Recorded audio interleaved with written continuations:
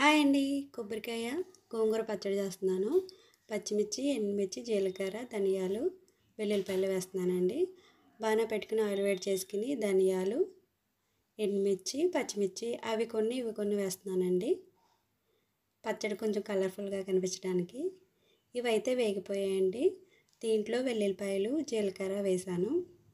ఇవి జస్ట్ కొంచెం ఫ్రై అయితే సరిపోతుంది.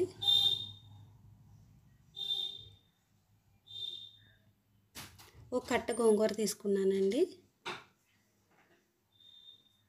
ఇదే ఆయిల్లో కొబ్బరి వేస్తున్నానండి. ఓ చిప్ప తీసుకున్నాను. కొబ్బరికాయ కూడా ఫ్రై చేయాలి. చిటికెడు పసుపు వేస్తున్నాను కొబ్బరికాయలో.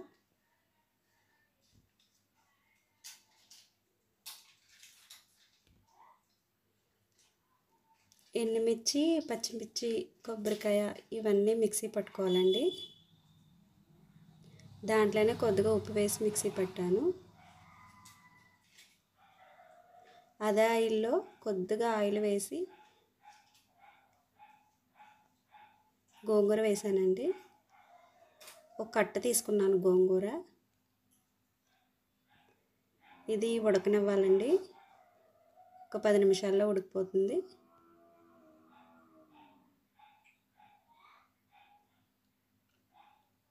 మిక్సీ పట్టింది ఒక ప్లేట్లోకి తీసుకున్నాను. కొబ్బరికాయ, పచ్చిమిర్చి, ఎండుమిర్చి ఉప్పు వేసి మిక్సీ పెట్టానండి. గోంగూర అయితే ఉడికిపోయింది మెత్తగానే.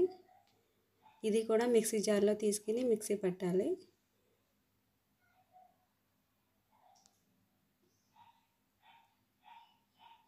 ఇంకా తాలింపు వేసేస్తున్నానండి. పోపు దినుసులు అన్నీ వేసుకున్నాను ఆయిల్ వేసి. ఇంగు కూడా కొద్దిగా వేస్తున్నాను.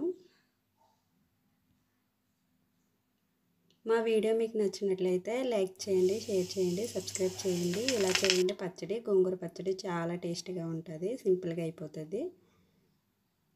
గోంగూర, కొబ్బరికాయ ఒక ప్లేట్లో తీసుకుని మొత్తం అంతా కలిపానండి. సాల్ట్ తక్కువైనా ఎక్కువైనా ఇప్పుడే చెక్ చేసుకోవాలి.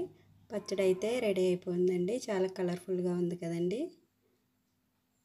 పచ్చడి చాలా టేస్టీగా ఉంది. అన్నీ సరిపోయి కారం, ఉప్పు, పులుపు అన్నీని. మీకు నచ్చితే మీరు ట్రై చేయండి.